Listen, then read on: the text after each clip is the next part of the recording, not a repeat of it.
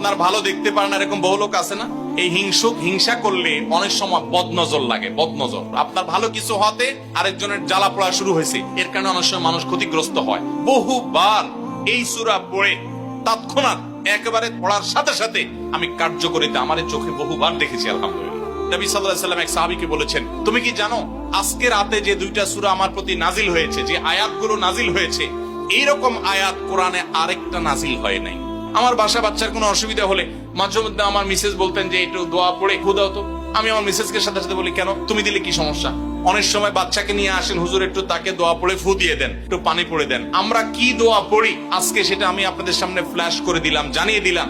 আপনার যদি কোনো বিপদ হয়, আজকে অনেক ভাই প্রশ্নে লিখেছেন, অনেক সময় মানুষ বলে, ভাই আমার বাচ্চাটার এই সমস্যা, আমার ওই ওয়াইফের এই সমস্যা, আমার স্বামীর এই সমস্যা, আমার এই সমস্যা, আমরা আল্লাহর কাছে আশ্রয় চাইতে জানি না। আজকে শিখে যান, এই দুইটা সূরা নাজিল হওয়ার যে প্রেক্ষাপট, সেই ঘটনা শুনলে আমাদের ঈমান আরো বেড়ে যাবে ইনশাআল্লাহ।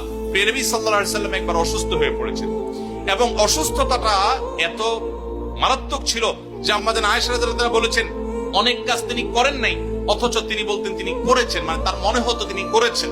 আবার অনেক কাজ তিনি করেছেন তিনি ভুলে যেতেন, মানে এরকম একটা অবস্থা তার তৈরি হয়েছে যে স্বাভাবিক না অস্বাভাবিক, আমাদের অনেকের হয়। তখন নবী সাল্লাল্লাহু আলাইহি ওয়াসাল্লাম বিভিন্ন তখনকার যে চিকিৎসক ছিল তাদের সহযোগিতা নিয়েছেন, বিভিন্ন ট্রিটমেন্ট করেছেন, কিন্তু কোনোভাবে কোনো কাজ হচ্ছিল না।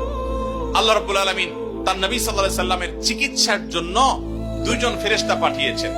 তাদের একজন ফেরেশতা নবী সাল্লাল্লাহু আলাইহি ওয়াসাল্লাম স্বপ্নে দেখছেন যে একজন ফেরেশতা তার মাথার কাছে এসে দাঁড়িয়েছে নবী সাল্লাল্লাহু আলাইহি ওয়াসাল্লামের, আরেকজন ফেরেশতা নবী করিম সাল্লাল্লাহু আলাইহি ওয়াসাল্লামের পায়ের কাছে এসে দাঁড়িয়েছে। মাথার কাছে যে ফেরেশতা দাঁড়িয়েছেন, ওই ফেরেশতা পায়ের কাছে থাকা ফেরেশতাকে জিজ্ঞাসা করছিলেন যে এই লোকটার কি হয়েছে, অর্থাৎ নবী সাল্লাল্লাহু আলাইহি ওয়াসাল্লামের কি হয়েছে।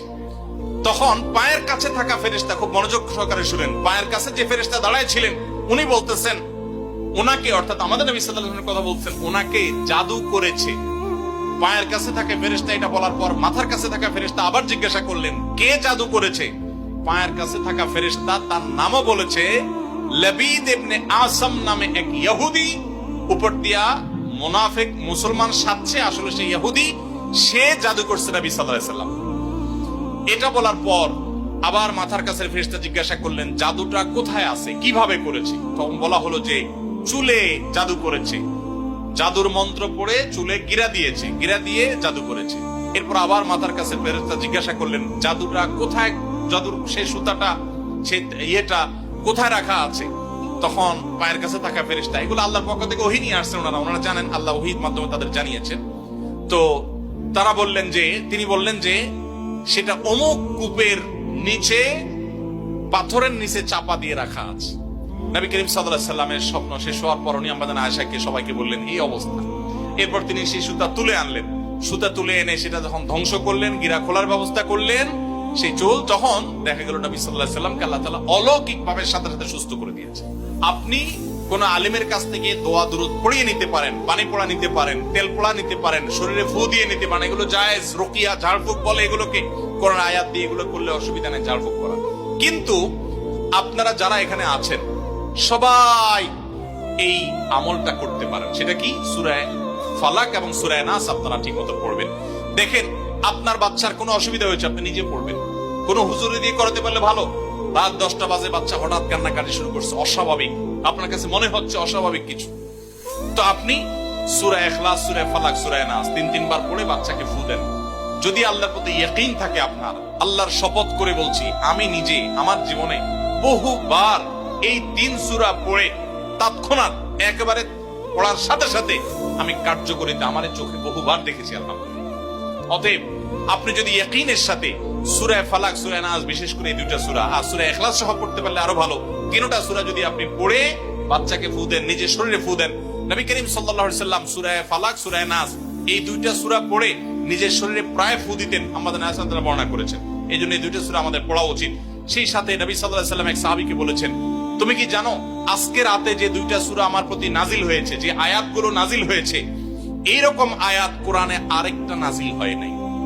গোটা কোরআনে অন্য কোন সূরা, অন্য কোন আয়াত এরকম না, এগুলোর সমকক্ষ না। এরকম বিশেষ ফজিলতপূর্ণ আয়াতগুলো, অর্থাৎ সূরা ফালাক, সূরা নাস আজকে রাতে নাজিল হয়েছে, নবী সাল্লাল্লাহু আলাইহি ওয়াসাল্লাম এক সাহাবীকে বলেছেন। এবং নবী সাল্লাল্লাহু আলাইহি ওয়াসাল্লাম মাঝে মধ্যে এই সূরাগুলো দিয়ে ইমামতি করতেন, নামাজে পাঠ করতেন। আমাদের আয়েশা বলেছেন, তিনি এগুলো পড়ে নিজের প্রতি নিজে ফু দিতেন, নিজেকে রক্ষা করার চেষ্টা করতেন। এই জন্য এই সূরাকে বলা হয় সূরা ফালাক, সূরা নাসকে বলা হয় মুআওয়াযাতান। যেই কোনো সুবিধায় ইয়াকিন পরিপূর্ণভাবে রেখে আপনার সাধারণ অসুস্থতা হলে অবশ্যই আপনি ট্রিটমেন্ট গ্রহণ করবেন। নবী সাল্লাল্লাহু আলাইহি ওয়াসাল্লাম নির্দেশ করেছেন, তাদাও, তোমরা চিকিৎসা গ্রহণ করো, অসুখ হলে ডাক্তারের কাছে যাও, চিকিৎসা গ্রহণ করো। ফাইনাল্লাহা মা খালাকা দাআন ইল্লা খালাকা লাহু দাওয়া। আল্লাহ এমন কোন রোগ সৃষ্টি করেন নাই যে রোগের প্রতিষেধক বা ঔষধ সৃষ্টি করেন নাই, সেটা তোমরা করো। সেই সাথে আবার কোরআনে এও বলা হয়েছে যে এই কোরআনকে মানুষের জন্য শেফা হিসাবে আল্লাহ দিয়েছেন।